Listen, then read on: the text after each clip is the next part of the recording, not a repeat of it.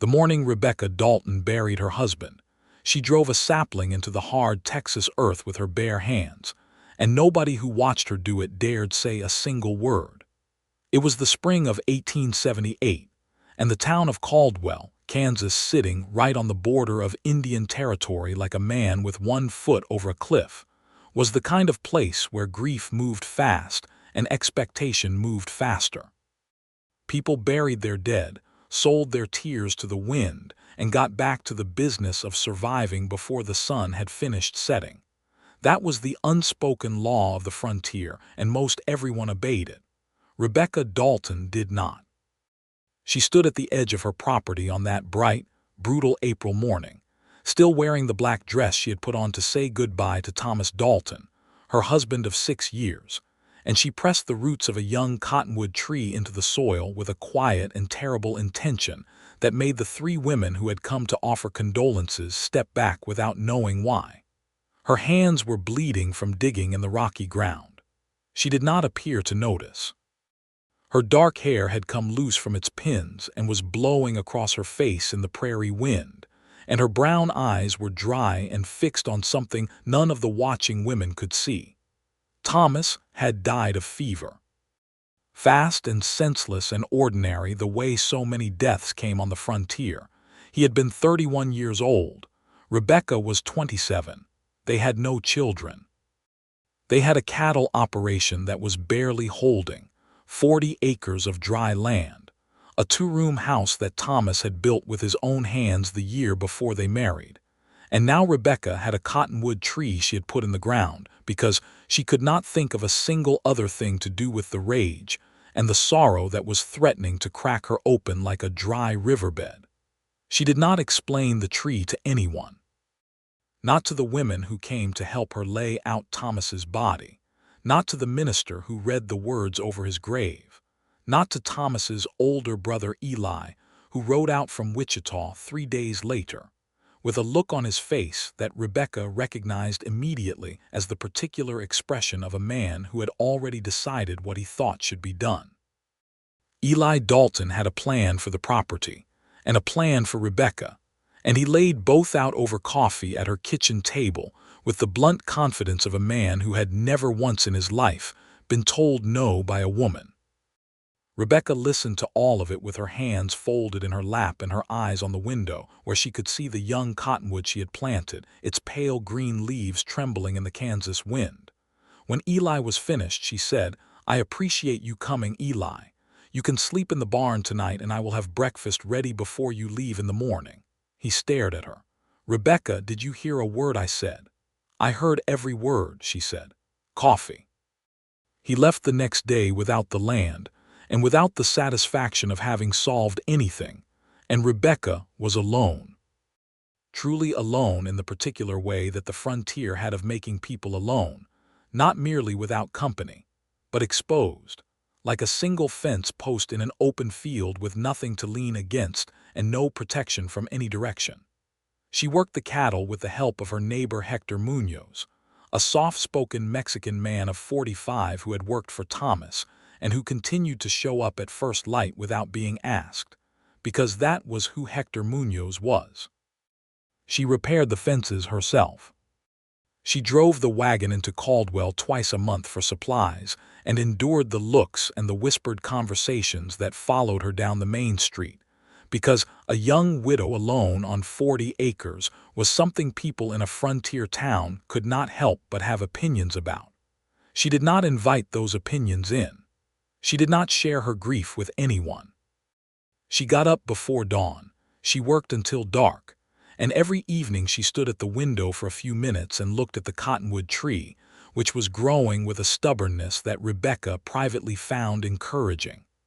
It was not until the end of August, 4 months after Thomas died, that Warren Merritt rode onto her property. He came from the south on a road-worn bay horse, moving at the easy, unhurried pace of a man who had been in the saddle for a long time and had made his peace with it. He was lean and weathered, somewhere in his early 30s, with the kind of face that the sun and wind had written a great deal on without managing to make hard. He wore a trail-faded hat and a canvas duster that had seen better decades, and his saddlebags were packed full in the way that suggested he was carrying everything he owned. Rebecca was mending a section of fence along the east pasture when she heard the horse coming, and she straightened up with the fence wire still in her hands and watched him approach with the calm wariness she had developed over 4 months of being a woman alone. He slowed when he saw her, which she appreciated, and he stopped a respectful distance away and touched the brim of his hat. "Ma'am, I apologize for riding onto your property without leave. I am looking for the road to Caldwell, and I believe I may have taken a wrong turn somewhere north of the creek." His voice was unhurried and easy, southern in its roots but rounded off by years of wandering. He did not look at her the way some men looked at a woman alone, with that calculating assessment that made her feel like livestock being priced at market. He looked at her the way a person looks at another person, which was rarer than it should have been.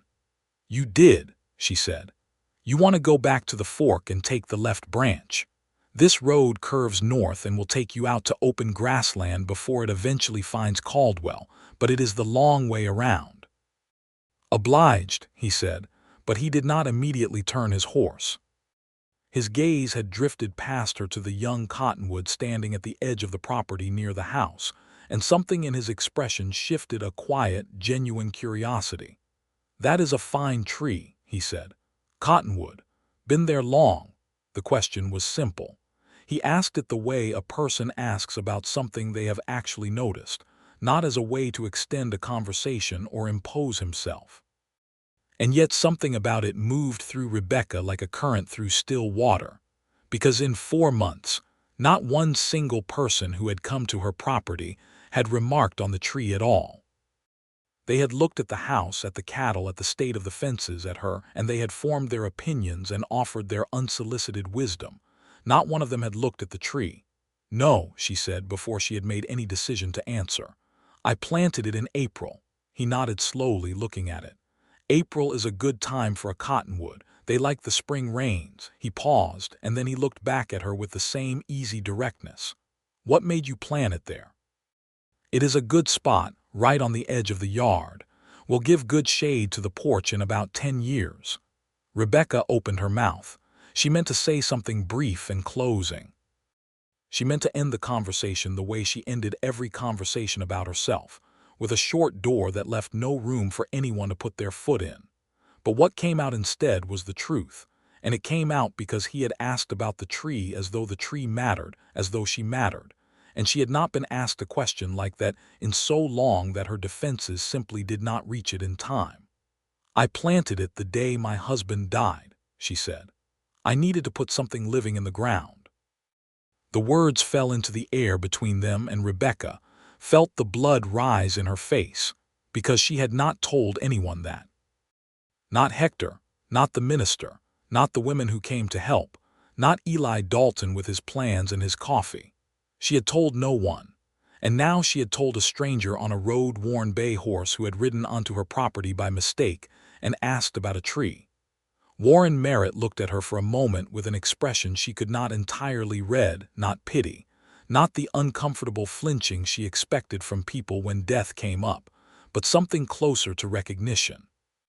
Like a man who knew what it was to need to put something living in the ground. "I am sorry for your loss," he said, and he said it without the hollow, automatic quality that those words almost always carried. He said it as if he meant each one of them separately. "Thank you," she said, and her voice was steadier than she felt. He touched his hat again. "I will let you get back to your work. Thank you for the direction." He turned his horse and rode back toward the fork, and Rebecca stood with her fence wire in her hands and watched him go, feeling as though something had shifted in the world in a way she could not yet name. She did not expect to see him again. People passed through Caldwell every day on their way to somewhere else.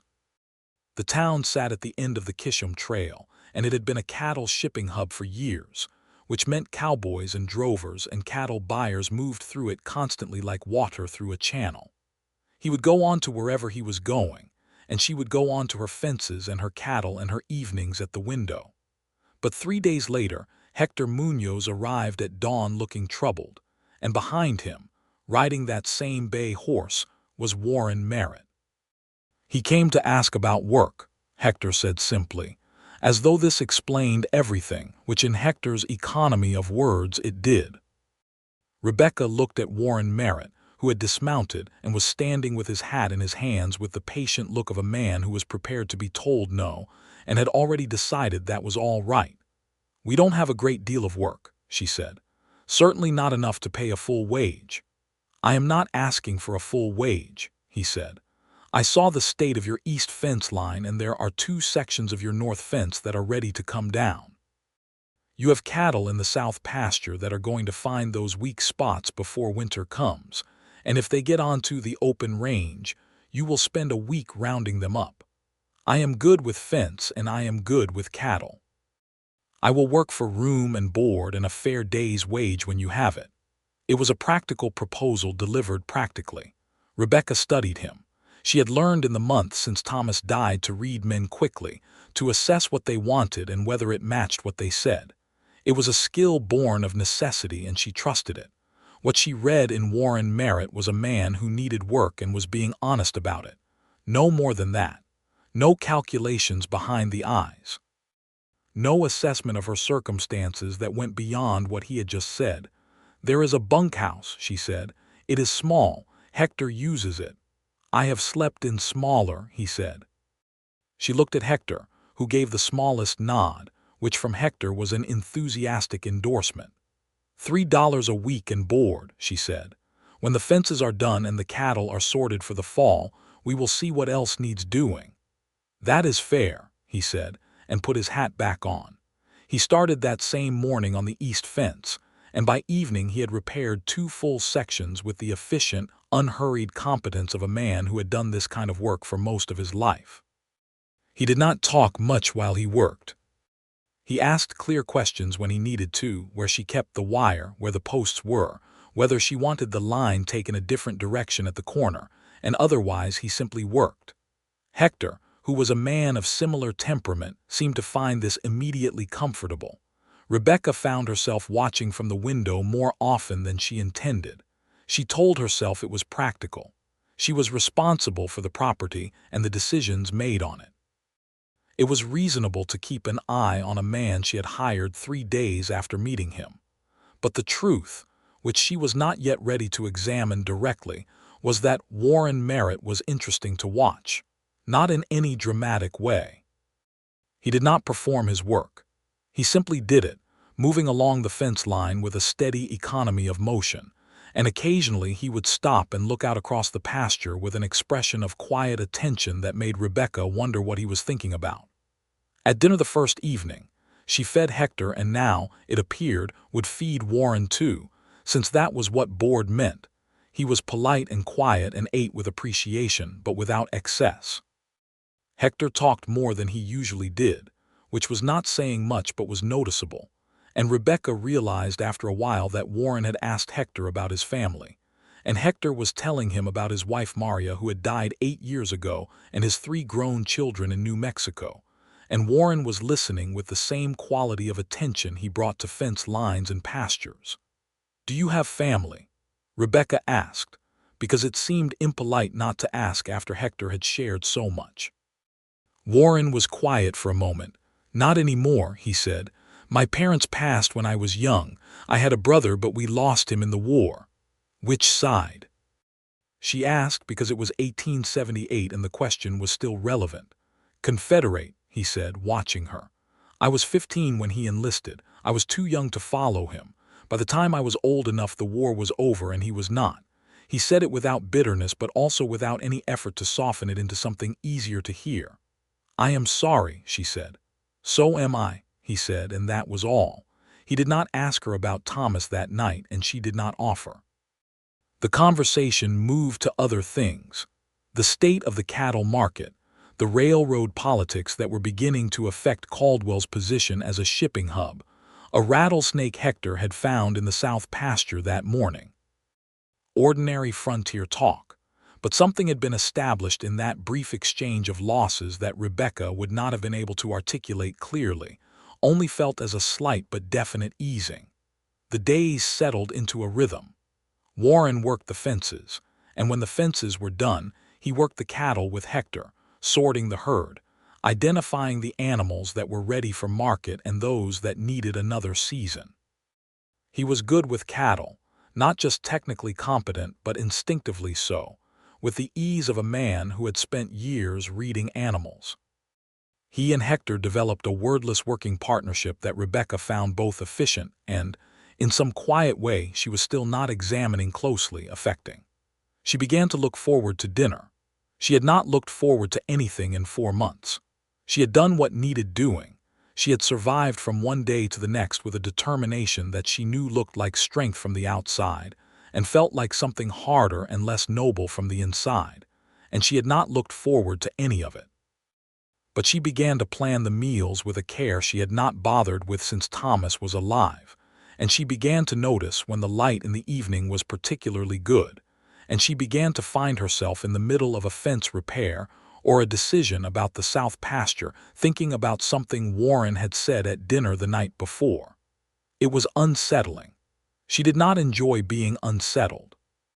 She had spent 4 months building a kind of equilibrium that depended on not wanting anything she did not have, and Warren Merritt was quietly, without apparent effort or intention, disrupting that equilibrium simply by being present and being himself. She compensated by being brisk and businesslike at all hours, and by making sure their conversation stayed on the safe ground of cattle and fences and the approaching fall weather. Warren seemed to understand this, or at least to accept it, and he matched his manner to hers without crowding her. It was a Sunday in late September when the equilibrium cracked.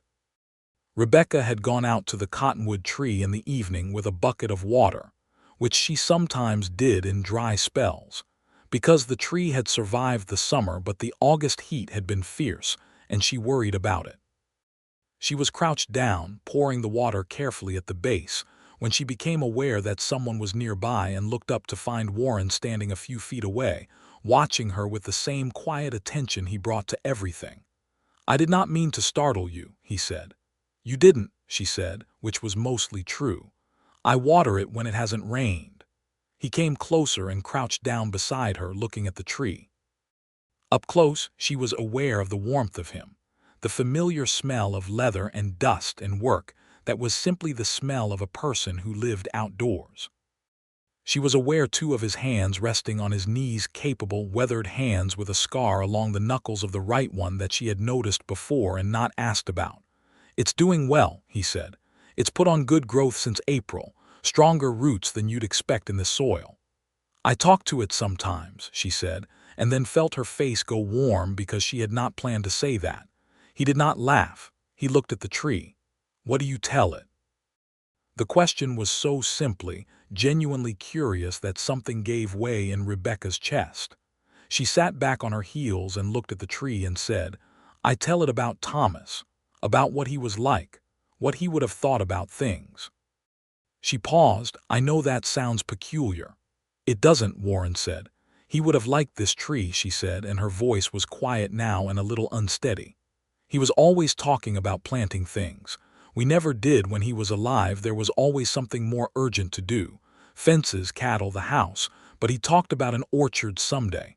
Apple trees, if we could get them to grow out here." She stopped. "I planted the cottonwood because I thought if I could get something to take root, then maybe I could too." The words were out before she could reconsider them, and once they were out, she felt the particular vulnerability of having been more honest than was comfortable, and she braced herself for the reflexive responses she had learned to expect, the reassurances, the platitudes, the awkward pivot to something else. Warren was quiet for a long moment. Then he said, "Did it work?" She looked at him. The evening light was long and golden, and it caught the lines of his face and the steady dark of his eyes, and he was looking at her with that directness she had come to recognize as simply how he was, not a performance of sincerity but the real thing. "Some days," she said. He nodded. "That's honest." They were quiet for a while, both looking at the tree. The prairie wind moved through its leaves with a dry, whispering sound, and somewhere out in the south pasture a cow called and was answered. The sky was going from orange to rose along the horizon, and the first stars were appearing in the east. "Can I ask you something?" she said. "Yes. You said you don't have family. Where were you headed when you took the wrong turn onto my road?" A pause. "I wasn't headed anywhere specific. I had been working a cattle drive up from Texas, and when it ended in Wichita, I just kept riding." He was quiet. "I've been doing that for a while, working a season in one place, moving on. It gets to be a habit." "Does it suit you?" she asked. "The moving?" He was quiet for a long time before he answered. "It suited me for a while," he said. "After my brother died and then my mother, I didn't have anything that tied me to a place. I thought moving was easier than staying still." Another pause, "But I'm starting to think I was wrong about that." He did not look at her when he said it, but Rebecca heard the weight in it and felt it land in the center of her chest. She did not respond to it directly because she was not ready to, but she did not dismiss it either. She stood up, brushing the dust from her skirt, and picked up the empty bucket. "I'll see you at breakfast," she said. "Good night, Mrs. Dalton," he said, still crouched beside the tree. She walked back to the house. She was halfway to the porch when she realized she was smiling, and she stopped walking for a moment, startled by her own face.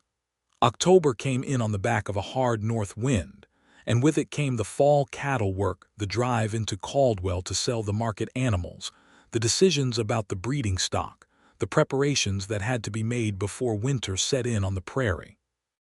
Rebecca handled the sale herself, which raised eyebrows in the cattle market, as it always did, because the men who ran the Caldwell stockyards were not accustomed to dealing with a woman who knew what her cattle were worth, and was not shy about saying so. Warren drove the cattle into town with her and Hector, and he watched the negotiation from a respectful distance. And when the buyer tried to offer 20% below the going rate, Warren said nothing but moved slightly so that he was standing alongside Rebecca rather than behind her. And the buyer looked at him, and then looked at the quiet certainty in Rebecca's expression, and revised his offer considerably. "You didn't need to do that," she said to Warren afterward while Hector was loading the wagon. "No," he agreed, "but you shouldn't have to need me to, and you didn't." It was such a precise acknowledgement of the unfairness of the situation, not an apology for stepping in, not a claim of rescue, but a recognition of the absurdity that she had to fight twice as hard for the same result any man would get without effort, that Rebecca looked at him sharply, because she had not expected it from a cowboy in 1878. "Where did you come by that opinion?" she asked. "My mother," he said. "She ran a small farm in Tennessee after my father died when I was 10. Men came around telling her what she couldn't do and what she should let them handle, and she handled all of it herself and then some. I learned early that that particular kind of helpfulness is usually more about the helper than the helped." "Your mother sounds like someone I would have liked," Rebecca said. "She would have liked you," he said, "considerably." Something warm and complicated moved through her at that. She looked away toward the stockyards where the cattle were being settled into pens. Caldwell was full of the noise and dust of a busy fall day, cattle and horses and men arguing prices. The smell of the stockyards mixing with the cook smoke from the town's restaurants and saloons. Children dodging between wagons on the main street. A cluster of Osage men near the far end of town, watching the whole enterprise with the dignified wariness of people who understood better than most what it meant when white settlers planted themselves on land and started moving things around. Rebecca had always been aware of that particular injustice. Thomas had spoken of it sometimes, with a discomfort that he had not always known what to do with. The land they farmed had once been part of a territory that various nations of people had called home, and the treaties that had pushed those people further and further west were not old history. They were happening, actively, all around them, in the form of the Indian Territory that sat right on the other side of the Kansas border, and was being steadily eaten away by the relentless pressure of white settlement. She did not know how to balance her own presence on this land with that knowledge, but she held the knowledge, which she thought was at least better than not holding it. She noticed Warren looking in the same direction she had been looking at the Osage men near the end of the street. "Complicated, isn't it?" he said quietly. It was not quite a question. "Yes," she said. Thomas used to say we were all living on a debt that nobody wanted to figure out how to repay. He sounds like he was a thoughtful man. He was, she said, and the grief in it was clean and simple. He was a good man. Warren nodded, and they walked back to the wagon without saying anything more, and the silence was not empty but full of a shared quality of attention that Rebecca found herself returning to in the days that followed. November arrived and the plains turned to a gray-brown swept with wind, and the work shifted to the winter preparations that the property required. Warren proved as useful with a hammer as with fence wire, and he spent 2 weeks reinforcing the barn and the bunkhouse against the coming cold, working with the same steady, unhurried competence that Rebecca had come to depend on so thoroughly that she sometimes caught herself planning work around his presence in a way that made her quietly nervous. She was in the kitchen on a Friday evening in mid-November, going over the account books, when Warren knocked on the door and came in with his hat in his hands, and an expression that she recognized as the particular look of a man who has decided to say something difficult. She closed the account book and waited.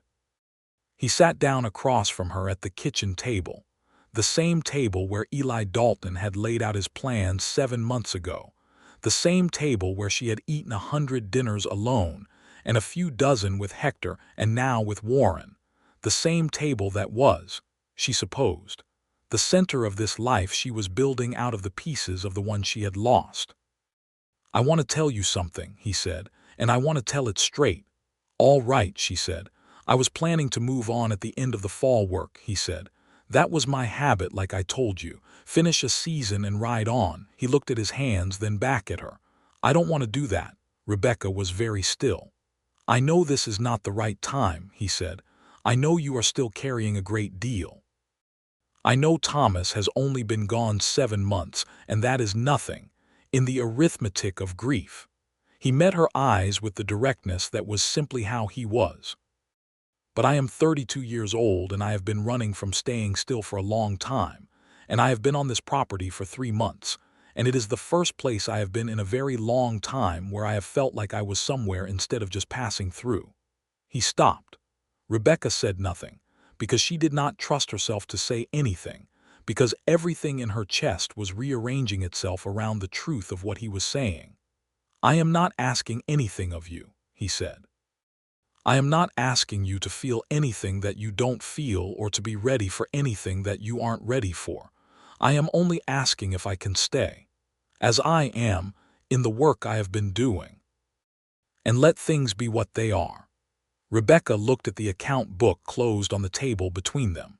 She thought about the cottonwood tree in the dark outside, its bare winter branches moving in the wind. She thought about the day she had planted it, her bloody hands and her dry eyes, and the particular determination of a person who is not sure they will survive their grief, but is going to put something living in the ground anyway. She thought about what he had said in September, that he was starting to think moving was the wrong habit. "You can stay," she said. Something released in his face that he had been holding very carefully. "Thank you," he said, and the simplicity of it contained more than she could fully account for. "I can offer $4 a week now," she said, because it was easier to start there. "The fall sale went better than I expected." He smiled then, the full, open smile that she had seen only a handful of times, that changed his face entirely from weathered and careful to something much younger and warmer. "That is generous," he said. "Don't thank me," she said. "You earned it. The fences alone were worth more than I've paid you." She opened the account book again, which was her way of ending the conversation before she said anything more honest than she had already said. And Warren stood and put his hat on and went back to the bunkhouse, and Rebecca sat at the table for a long time looking at the numbers without seeing them, feeling the strange, terrifying warmth of having let something in that she had been keeping out. Winter settled over the Kansas plains with its full and merciless weight. The cattle were through the gate, and the work slowed to the maintenance rhythm of the cold months, feeding, checking on the stock, keeping the pipes and the water troughs from freezing, endless small repairs. The days were short and gray, and the 3 of them, Rebecca, Hector and Warren fell into the close domestic rhythm of people weathering a season together. There were evenings when the cold outside was fierce enough that Hector and Warren both came into the main house, rather than spending the evening in the bunkhouse. And Rebecca found herself setting 3 cups of coffee on the table without thinking about it.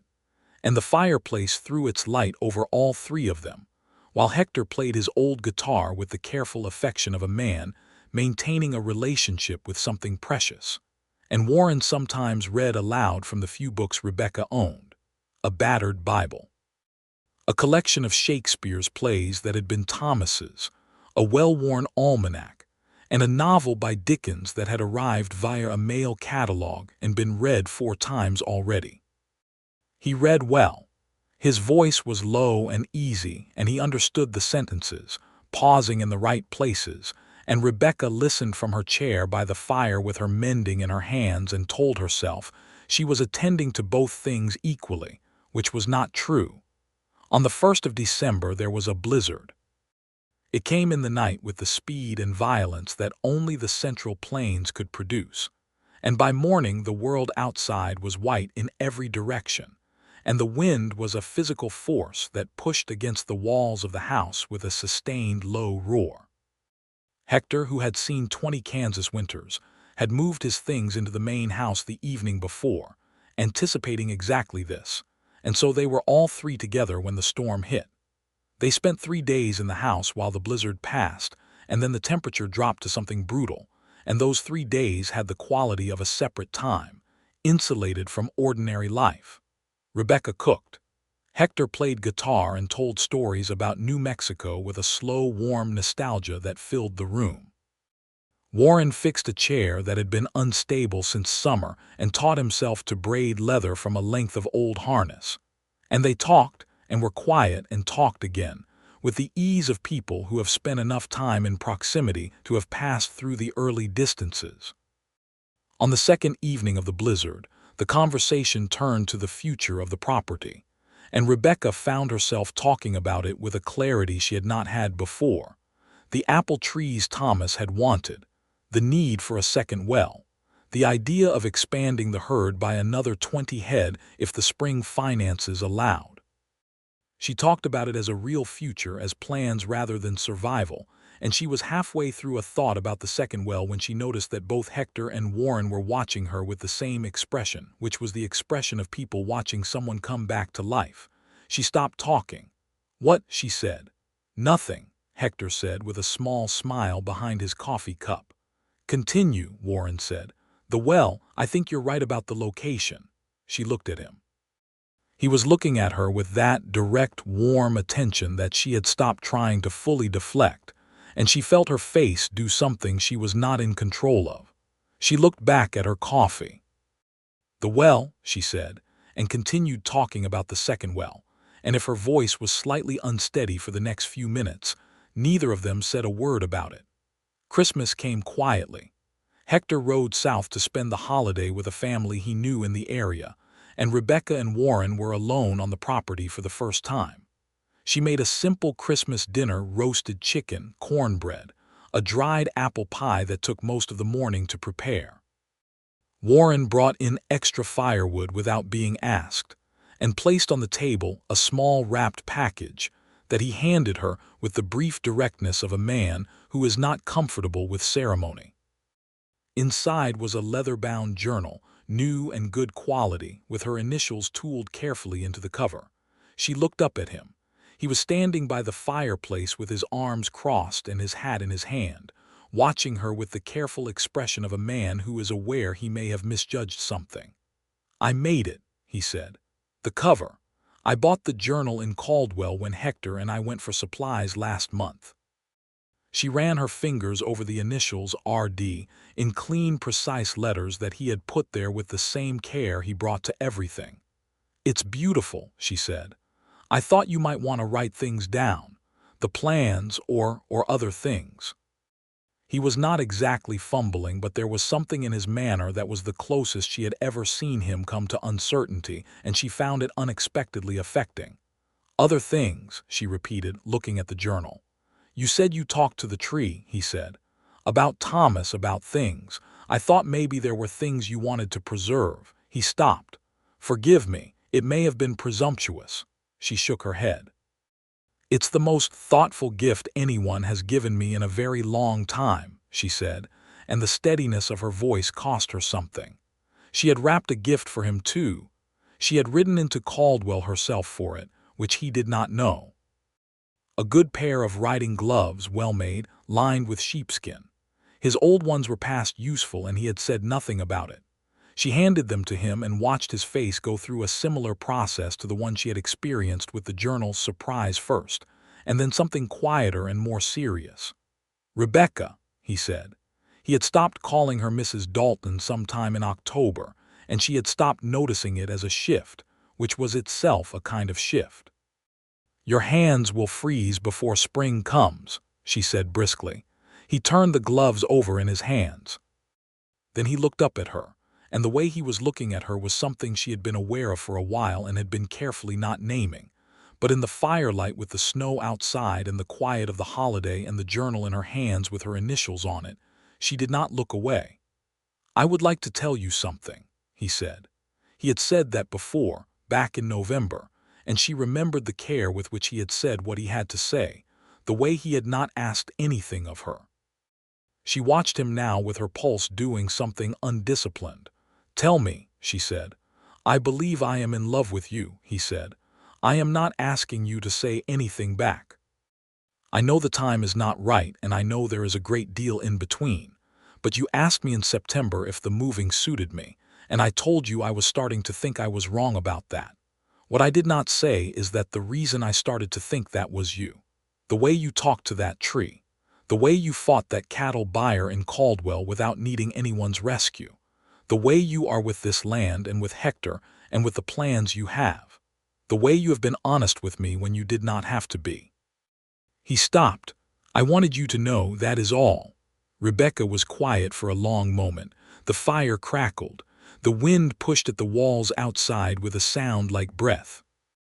"I am not there yet," she said. "I want to be honest with you about that. I am not finished with what I am still carrying. Thomas was a good man and I loved him and I am still putting him to rest in the inside places." She paused. "But I do not want you to leave. And there are things that I feel when I am with you that I am not prepared to name yet, but that I feel." She looked at him. "Is that enough for now?" "Yes," he said. "That is more than enough." "Good," she said, and stood up and began setting the table for Christmas dinner, and Warren moved to help her without being asked, and they ate together by the fire with the world white and quiet outside, and Rebecca felt the tight-closed knot of the past 8 months ease, just slightly, just enough to let a little more light in. January of 1879 was harsh even by Kansas standards, but Rebecca found herself bearing it differently than she had borne the fall. The coldest hours were still cold, and the grief was still grief, and the loneliness was still present in the way it is always present when you have built a life with someone who is no longer in it. But there was something alongside it now, a warmth that was specific and not general, a reason to make the coffee well in the morning and to think, as she stood at the window looking at the bare winter branches of the cottonwood tree, about the spring that was coming. She began to write in the journal, not letters to Thomas, though she had half expected that to be what she used it for. She wrote about the property, the plans, the ideas, the second well, the apple trees. She wrote about Hector, and the way he had become something like family over the past year, steady and necessary. She wrote about Warren in a careful and circumspect way at first, recording observations rather than feelings, noting the particular quality of his attention and the way he moved through the days, and the things he said that she found herself returning to. After a while, she stopped being circumspect. In February, on a bitter morning when the temperature was low enough that the water in the house basin had frozen overnight, Rebecca was in the kitchen making breakfast when Warren came in from tending the cattle with frost on his coat and sat down at the table with his hands around the coffee she handed him and said, "The gray heifer is going to calf early. I sat with her last night." She looked at him. "You were out there all night." "Most of it." She was restless. She's all right, but it will be soon. He drank his coffee. I set up a warmer corner in the barn. If it gets much colder, we will need to bring her inside. The casualness of it, the all-night sitting with a restless heifer, the practical planning, the quiet reporting of what he had done moved through her like warmth finding channels in cold ground. He had been doing things like this for months, without comment or expectation of notice, simply because they needed doing and because he was the person who was there. "Warren," she said. He looked at her over his coffee cup. "I think I am getting there," she said. He put the cup down slowly. The kitchen was quiet. The stove ticked with heat. "There," he said carefully. "Where you told me you were on Christmas," she said. She could feel her heart doing something large and complicated in her chest, but her voice was steady. She had spent a year learning how to do hard things without her voice betraying her. "I think I am getting there." He looked at her for a long moment, and then he reached across the table and took her hand, just took it and held it with the same careful, decided quality that he brought to everything he did. And Rebecca felt something she recognized, slowly and with some wonderment, as the feeling of being held by a person who wanted to hold her. "I can wait," he said, "as long as you need." "I know," she said. "That is part of it."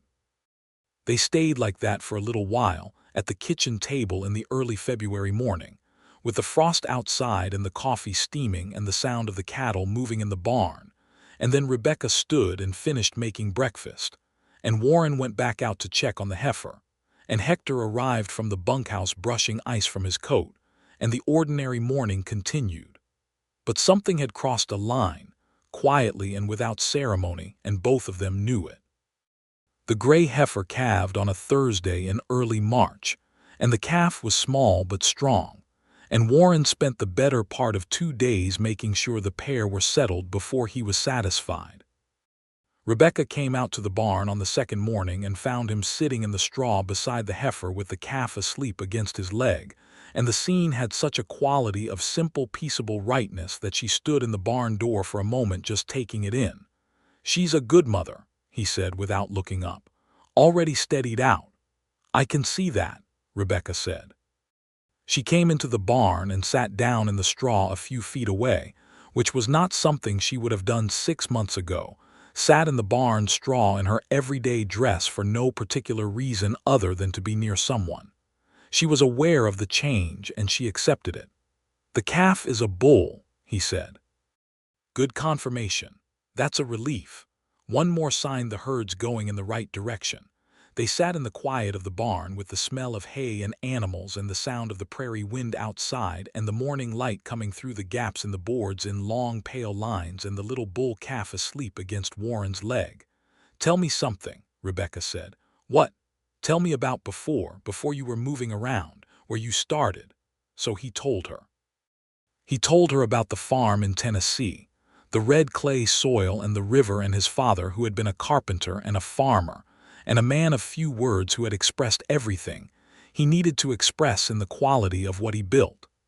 He told her about his brother James, older by 4 years, who had been quick and funny, and had taught Warren to ride and to fish and to read the weather.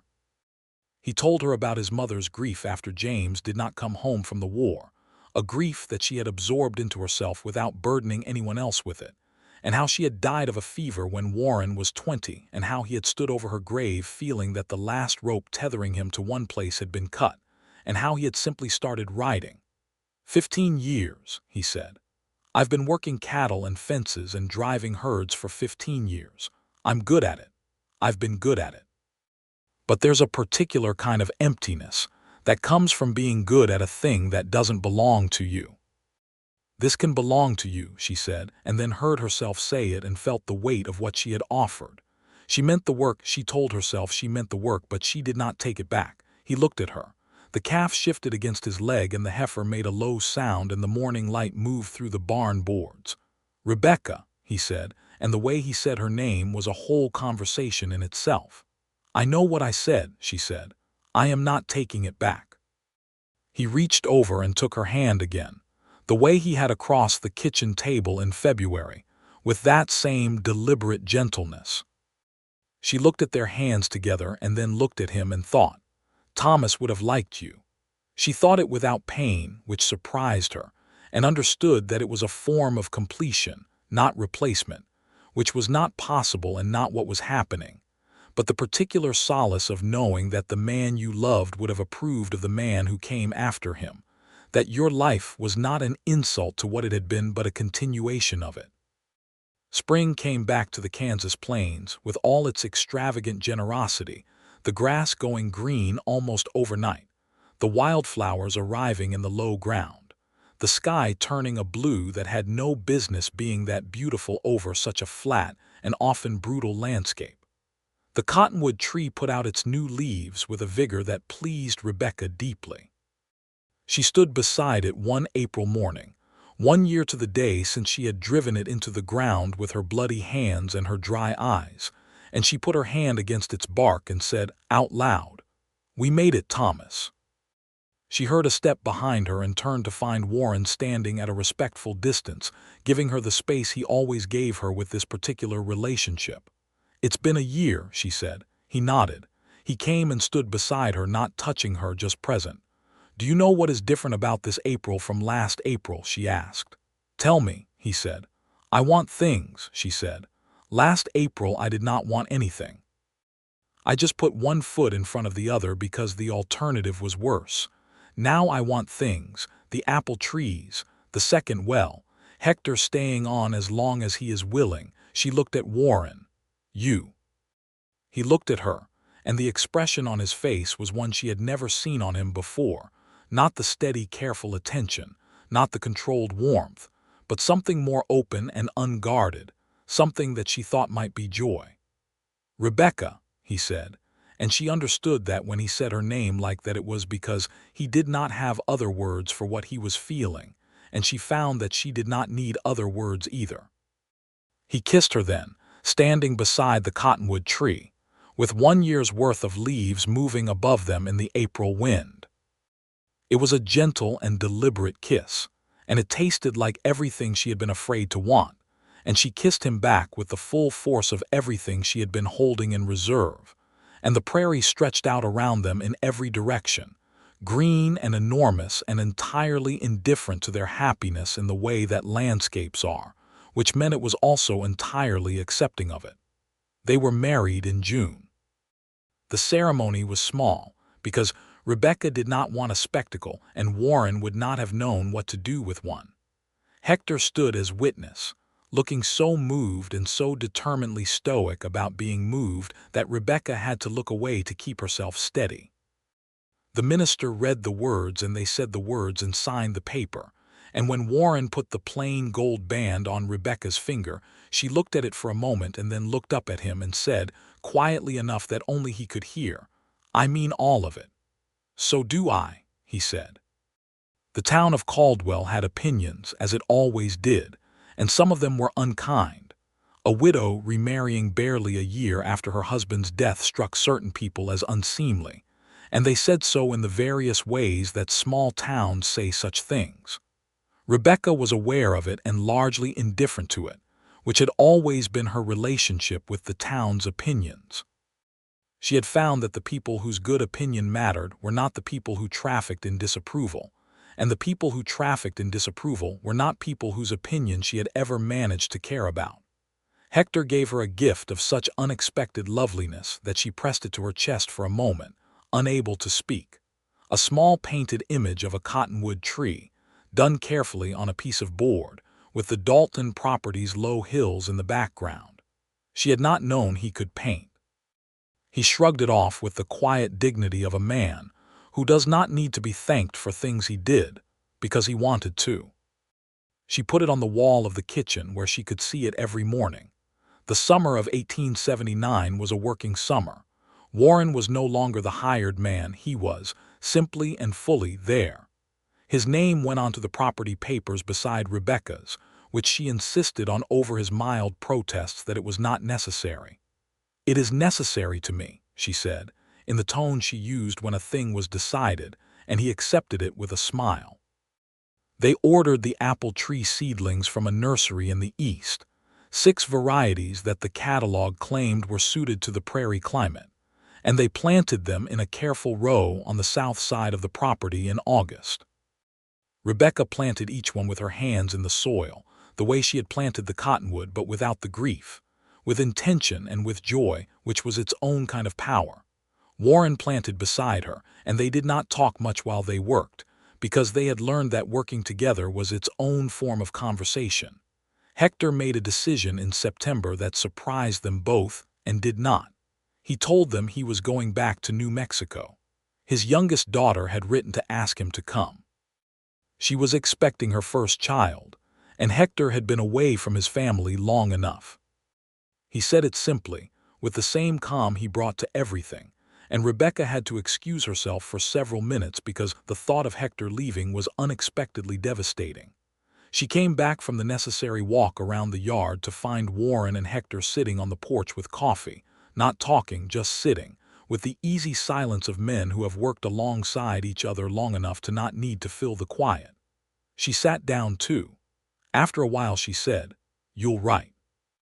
"Yes," Hector said, which they all understood was his version of a promise. She packed him food for the road and stood in the yard to watch him leave on a clear October morning, and Warren stood beside her with his arm around her shoulders, and they watched Hector ride south until he was a small shape and then not even that. "Well," Rebecca said. "Well," Warren said.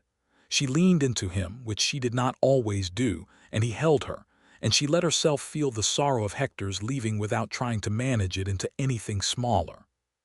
That was what Warren had taught her, without intending to and without ever saying so, that the size of a feeling was not a problem to be solved, but a measure of what mattered. They hired a young man in November, Frank Torres, 19 years old, the son of a Mexican family who had settled 20 miles east, with a willingness to work and an easy temperament, and a way with the cattle that reminded Rebecca, in a particular quality of attention, of a younger version of Hector. She hired him on the spot, and Warren shook his hand and showed him the bunkhouse with the same matter-of-fact welcome that had been shown to him nearly 2 years before.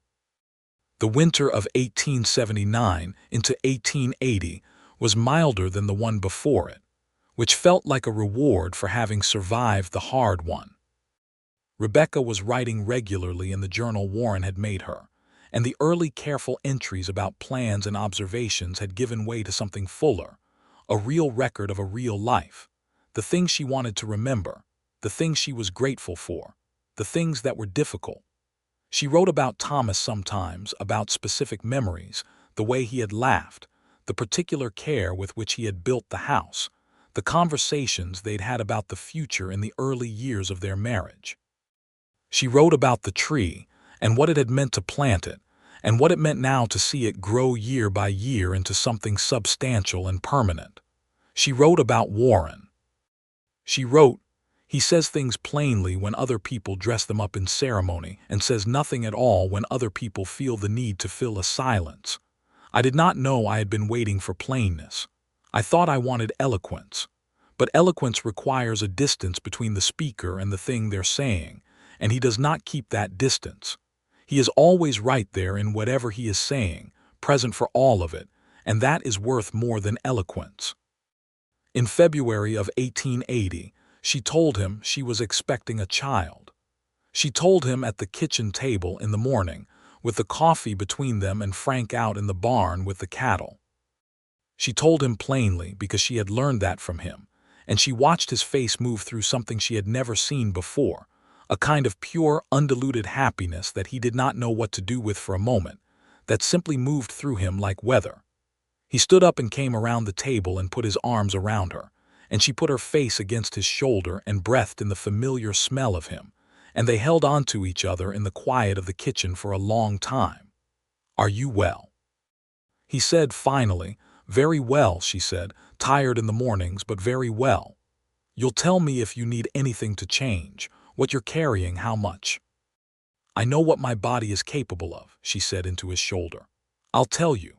"Good," he said, and tightened his arms around her. She wrote in the journal that evening, "I told him this morning. I have been afraid to want this too, the way you can be afraid of wanting things that can be taken away. But I have lived that way long enough. I am putting this in the ground too, the way I put the tree in the ground, rooted and growing and not guaranteed and precious because of that, not in spite of it. The pregnancy moved through spring and into summer, and Rebecca continued to work the property with her characteristic stubbornness, modified by an acceptance of her own limits that she had developed specifically, because she refused to let Warren worry more than was reasonable. Frank Torres was a steady and capable presence, and Warren was both practically useful and possessed of a quality of attention that she had come to think of as his particular genius, an ability to notice what was needed before it was asked for. She planted the second year of apple saplings in April, which made Warren gently suggest she let him do it, which she responded to by picking up her trowel and continuing, which he accepted with the resignation of a man who had learned when arguments were worth having. Hector wrote from New Mexico. His daughter had a boy, healthy and loud. He was well. The land was different from Kansas, but the sky was the same. He had planted a cottonwood. Rebecca read the letter aloud at dinner, and then folded it carefully and put it in the journal. Their son was born in September of 1880, in the same house Thomas had built with his own hands. Warren was there, and the doctor came from Caldwell, and it was a long and difficult labor that left Rebecca exhausted and exhilarated and fierce with a love so immediate and total that it was almost frightening in its completeness. They named him James Thomas Merritt, James for Warren's brother, Thomas for Rebecca's husband. Both of them understood the naming without having to discuss it much. It was a way of carrying the dead into the future without pretending they had not existed, a way of saying, "You are where this came from, and we honor that." James Thomas Merritt was loud and determined, and had Rebecca's dark eyes and Warren's easy temperament, which Warren claimed was the ideal combination, and Rebecca agreed with privately while telling him not to be smug about it. He ate enthusiastically and slept badly, and had a particular affinity for being carried outside, which Rebecca suspected was due to being born on the prairie where the wind was part of every day. Frank Torres held him for the first time with the expression of a young man trying very hard to look casual about the fact that he was overwhelmed by the smallness of the baby, and ended up simply walking around the yard with James against his shoulder for half an hour while the baby slept, with an expression of profound satisfaction on his face that Rebecca observed through the window and found deeply heartwarming. The apple trees put out their first small blossoms in the spring of 1881. They were not yet producing fruit. It would be another few years, but the blossoms came out pale pink and white against the brown prairie and were of such delicate and improbable beauty that Rebecca stood in front of them for a full 5 minutes the morning she first noticed them, holding James on her hip. "Thomas's orchard," she said quietly. Warren came up beside her. He knew without being told what she was thinking. "His orchard," Warren agreed. "That you planted." "That we planted," she corrected. He looked at her with that expression that still, after 3 years, did something to her heartbeat. "That we planted," he said. James reached out a determined hand toward the nearest blossom, and Rebecca shifted him to keep the flowers safe, and Warren caught her free hand and held it, and the three of them stood in the morning light with the apple blossoms moving in the gentle spring wind, and the cottonwood on the other side of the yard casting its growing shade over the porch. The town of Caldwell began to change in 1881, as it had been changing for years. The cattle trade that had made it wild and profitable was slowly shifting further west as the railroad moved, and the ranges filled up with settlement. The great cattle drives that had made the Kishom Trail a ribbon of life across the plains were becoming less frequent as barbed wire divided the open land into smaller and smaller pieces. It was the end of something, and everyone who had lived it could feel the end coming, which gave the days a particular quality of bittersweet that Rebecca recognized from other kinds of loss. She did not grieve it the way some people did, because she had never been in love with the cattle trade as an institution. She had worked it because it was what the land offered, and because Thomas had built the operation and she had chosen to continue it. but she understood the change as a real one, the closing of a particular chapter of the country's violent and extraordinary adolescence. She said something like this to Warren one evening, and he listened with his usual care and then said, "Every frontier becomes a settled place eventually. The people who were already there when it arrived didn't get much say in the matter. The people who are here when it changes don't either. The question is what you build in the meanwhile that lasts." She looked at him. "What do you think we've built?" He looked around at the house Thomas had made, at the barn they had repaired together, at the cottonwood that was now genuinely large, its trunk thickening and its canopy spreading over the corner of the yard in the way he had predicted it would when he first saw it. At James, who was in the yard with Frank, trying to teach the baby to pat the nose of a very patient old horse with enormous solemnity. "Something that will last," Warren said. She believed him. In 1882, Frank Torres married a woman named Alina from a neighboring farm, and brought her home to the bunkhouse with a shyness and pride that Rebecca found so charming. She immediately offered them the bunkhouse in full, and set about converting the small storage room behind the kitchen into something that could serve as his dedicated workspace. A reorganization that Warren cheerfully assisted with over 2 weekends. Alina Torres was a compact, capable woman of 22, with a practical intelligence and a dry humor that Rebecca found immediately congenial. She spoke English with a precision that suggested it was her second language, which it was. She had grown up speaking Spanish at home and had learned English in a school that had not always been kind about the distinction. She and Rebecca understood each other with a directness that did not require many words, and Rebecca found in her a kind of friendship she had not had since before Thomas died. Not the tentative neighborly connection that the Caldwell women offered, but a real one, built on shared daily work and mutual respect. Alina was expecting her first child by the summer of 1882, which meant that the Merritt property had the particular cheerful chaos of a place where 2 families were building their lives simultaneously. And the evenings often involved the 4 of them at the kitchen table, with James running between the adults with the focused urgency of a child who has just discovered the world. And the conversations ranged from cattle prices to stories about growing up in very different versions of the same country. Rebecca's second pregnancy came that same year, which she told Warren on a morning in March with the same plainness as the first, and which he received with the same undiluted happiness. She was 31 now and Warren 36, and they were not young in the way that the frontier made you old, but they were healthy and rooted and entirely sure of what they wanted.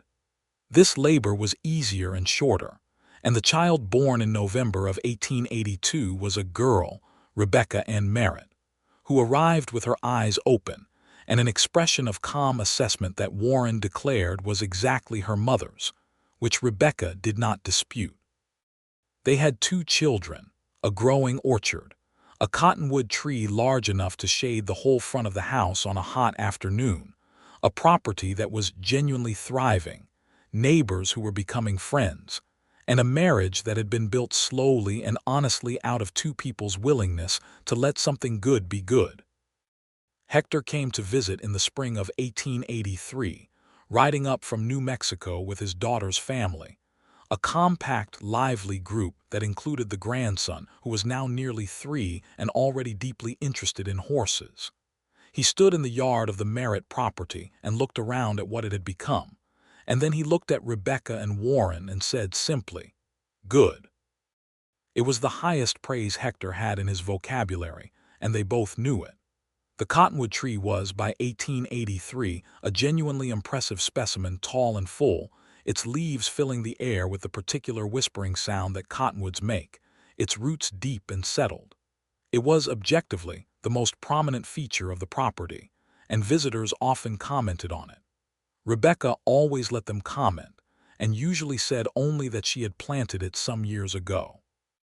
Warren never told anyone else what she had told him on that late August day in 1878, when he had ridden onto her property by mistake and asked about a tree. That story was hers to tell or not tell, and he had understood that from the beginning. But one evening in May of 1883, they were sitting on the porch together after the children were asleep, in the comfortable silence that had always been one of the most reliable pleasures of their life together, and the cottonwood was making its whispering sound in the warm evening wind, and Rebecca said, "Do you know what I think about when I look at that tree?"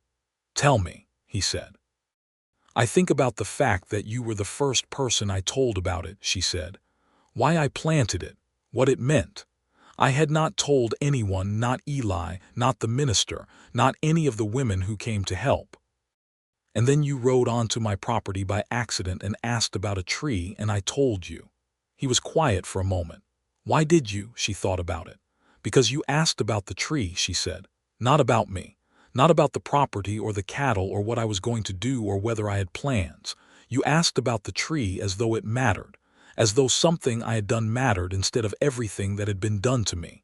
She paused. "I think I needed to be asked about something I had done." He took her hand. She leaned against his shoulder and they looked at the tree together in the evening light. "I am glad I took the wrong road," he said. "So am I," she said. The apple trees produced their first real fruit in the fall of 1884. Not much, a few dozen apples of modest but promising quality, but real fruit, genuine fruit, from the trees Thomas had talked about and Rebecca had planted and Warren had tended alongside her for 5 years. She picked the first apple and held it in her palm and looked at it for a long moment. "His orchard," she said. "His orchard," Warren said. She bit into it and it was sweet. James was 4 years old, running fast and constantly, with his mother's determination and his father's calm assessment of situations. And Rebecca Ann was nearly 2, steady on her feet and intensely interested in everything Hector's grandson did, much to that young man's resigned patience. Frank and Alina's baby, a boy they named Roberto, was a round and cheerful infant who spent his first months being passed between all 4 adults with the communal ease of a child, who has never been short of arms to hold him. The property had expanded slightly. They had taken on an additional 20 acres to the east when the neighboring homesteader could not make a go of it and had to sell, and Rebecca had bought it quickly and without hesitation, because she understood by now that the land was the foundation of everything they were building, and that a secure foundation required room. They had 2 good horses, a growing cattle herd, a functioning second well that had been completed the previous summer, the beginnings of an actual orchard, a bunkhouse occupied by a family who were part of the fabric of the place, a cottonwood tree large enough to have become something like a landmark, and each other. Warren was 38 and Rebecca 33, and they had aged together in the particular way that the frontier aged people, not worn down but worn in, like a good saddle, shaped by use into something comfortable and strong. They argued sometimes, as people do about decisions, about money, about how hard Rebecca pushed herself when he thought she should rest. They disagreed about things and said so, and worked through it, and came out the other side still knowing what they were to each other, which was everything. In the evenings when the light was long and the work was done, they still sat on the porch. James usually sat with them for a while before bed, and Rebecca Ann would fall asleep in Warren's arms with the practiced trustingness of a child who has never had a reason to doubt where she was. The cottonwood tree rustled. The prairie stretched out in every direction, enormous and beautiful and indifferent and full of stars. Rebecca wrote in the journal regularly, and it was now the 3rd one. She had filled 2 and Warren had made her replacements. The same careful tooled leather, the same initials, now worn smooth with handling. She had written it all down. Thomas, the grief, the tree, the stranger on the bay horse who had asked about it, the slow, careful way love had grown up out of the hard Kansas ground where she had thought nothing would grow. She had written the year-by-year record of the property and the people and the seasons, the apple blossoms and the hard winters and the easy ones, the departures and the arrivals, the children's first words and Frank's wedding and Hector's visit, and the afternoon Roberto tours had been born, and all four adults had stood in the yard afterward with a dazed happiness that the September sky had been too beautiful to contain. It was all there. Everything she had put in the ground and watched grow, everything that had rooted. One evening in the fall of 1884, a year after the first apple harvest, Warren found her sitting beside the cottonwood tree the way he had found her 6 years before, not watering it now, because it did not need watering, but simply sitting beside it in the grass with her hands in her lap and her face turned toward the evening sky. He came and sat beside her the way he had that first time, close but not crowding. Thinking, he said. Remembering, she said. The day I planted it, I was so certain that I was going to break. I did not think I was strong enough to hold everything I was holding. You were, he said. I didn't know that then. No, he said, but the tree did. She looked at him. He was looking at the tree with a half-smile on his face that she loved particularly. That meant he was being slightly whimsical and was aware of it, which was endearing in a man who was usually so plain. The tree did, she said. It grew, he said simply. It took root and it grew, and so did you. It knew before you did. She leaned against him. His arm came around her. Above them, the cottonwood moved in the evening wind, its leaves catching the last of the light. And somewhere inside the house James was calling for something with the vigorous insistence of a 4-year-old. And Rebecca Ann was presumably following him around with the focused intensity that she brought to everything her brother did. And Frank and Alina were in the bunkhouse with Roberto, living their parallel life in the way that made the whole property feel like a living thing rather than just a piece of land. Warren, she said, yes, I am so glad you asked about the tree. He pressed his lips to her temple, a gesture he made often and that she had come to understand as his version of saying everything he did not always have words for. She felt it in the same way she always did, as something complete and particular, a punctuation mark on a sentence she had been writing for a long time. So am I, he said. The prairie went gold and then gray as the light left it, and the stars came out one by one over the enormous Kansas sky, and the cottonwood tree stood in the yard of the Merritt property with its roots deep in the hard ground and its branches wide against the dark, and grew, and grew, and grew.